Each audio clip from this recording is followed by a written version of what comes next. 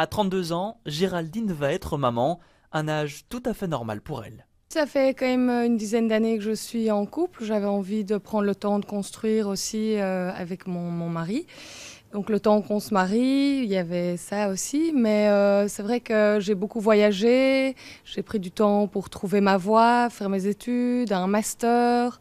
Donc c'était plus pour mettre ma carrière en avant. Après ça, j'ai lancé ma société, donc je ne pouvais pas tout faire en même temps. Et ce spécialiste le confirme, Géraldine est loin d'être une exception.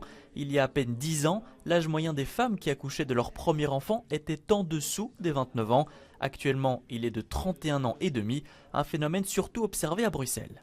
L'âge moyen déjà à l'accouchement chez les femmes est plus élevé parce qu'il y a aussi des grands pôles universitaires et notamment des zones urbaines d'absorption et d'emploi.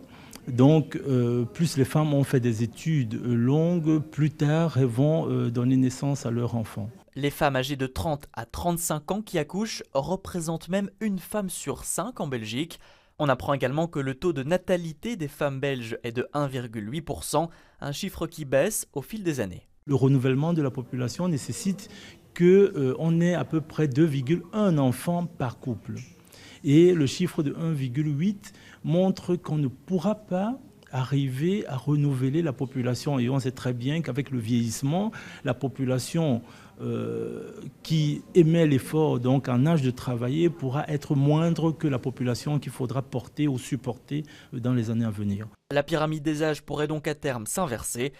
À vous de jouer.